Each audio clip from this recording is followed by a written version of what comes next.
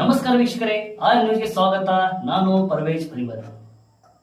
Suggestion ಕೊಟ್ಟಿದ್ದೀವಿ, ಸುಧಾರಣೆ ಮಾಡ್ಕೊಂಡು ಹೋಗಿ ಅಂತ ಮಾಡಿದ್ರೆ ಒಳ್ಳೇದು. ಇಲ್ಲಾಂದ್ರೆ ನಾವೇನು ಮಾಡೋದು? ಮಾಡಿದ್ರೆ ನಾವೇನು ಮಾಡೋದು? ನಮ್ಮ ಡ್ಯೂಟಿ ನಾವು ಮಾಡಿದ್ದೀವಿ. ಆಗ ನಾಳೆ ನೀವೇ ದೊಡ್ಡವರಾಗಿ ನೀವೇ ಹೇಳಿಲ್ಲ ಅಂತ ನಮ್ಗೆ ಅನ್ಬಾರ್ದು ಯಾರು, ಅದಕ್ಕಾಗಿ ನಾವು ಹೇಳಿದ್ದೀವಿ ಅಷ್ಟೇ. ಯಾಕೆ ಗೆದ್ದ ತಕ್ಷಣ ತಿರುಗಿ ಬೀಳ್ತದೆ ಸರ್? ಯಾಕೆಂದರೆ ಈ ಹಿಂದೆ ರಮೇಶ್ ಜಾರಕಿಹೊಳಿ ಕೂಡ ಇದೇ ಅನುಭವ ಆಗಿತ್ತು.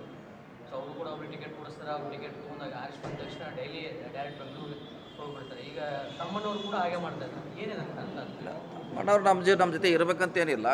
ನಮ್ಮದು ಆ ಚುನಾವಣೆಗೆ ಸೀಮಿತವಾಗಿ ಅಷ್ಟೇ ನಮ್ಮ ಜೊತೆ ಇರಬೇಕಿಲ್ಲ ಅಂತಲ್ಲ. ನಾವು ಆ ಚುನಾವಣೆಗೆ ನಮಗೆ ಹಿನ್ನಡೆ ಅಲ್ಲಿ ಅವ್ರ ಕಾರ್ಯಕರ್ತ ಆಗಿದೆ, ಅದನ್ನು ಅಷ್ಟೇ ನಾವು ಹೇಳೋರು. ಮಿಕ್ಕಿದೆಲ್ಲ ನಮ್ಮ ಜೊತೆನೇ ಇರಬೇಕು, ಹೀಗೆ ಇರಬೇಕಂತ ನಾವೇನು ಆ ಥರ ಕಂಡೀಷನ್ ಮಾಡಲ್ಲ, ಡಿಮಾಂಡ್ ಮಾಡಿದ್ರೆ. ನಮಗಾದ ಅನುಭವನ ನಾವು ಅವ್ರ ಜೊತೆ ಹಂಚ್ಕೊಂತೀವಿ ಅಷ್ಟೇ.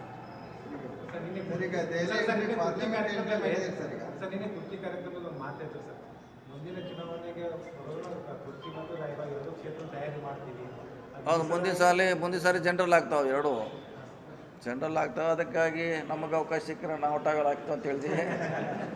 ಇಲ್ಲ ನಮ್ಮ ಕಾರ್ಯಕರ್ತ ಯಾರೋ ಒಳ್ಳೆಯರಿದ್ರೆ ಅವ್ರನ್ನ ಗೆಲ್ಲಿಸ್ತೀವಿ. ಅಡ್ವಾನ್ಸ್ ಆಗಿ 4 ವರ್ಷ ತಯಾರಿ ಮಾಡ್ತಾ ಹೇಳಿದ್ವಿ, ಅದರಲ್ಲಿ ಏನು ತಪ್ಪೇನಿಲ್ಲ. ಮನೆ ಐತೆ ಕಟ್ಟಾರ, ಅದೇ ಅಷ್ಟೇ, ಮನೆ ಐತೆ ಕಟ್ಟಾರ.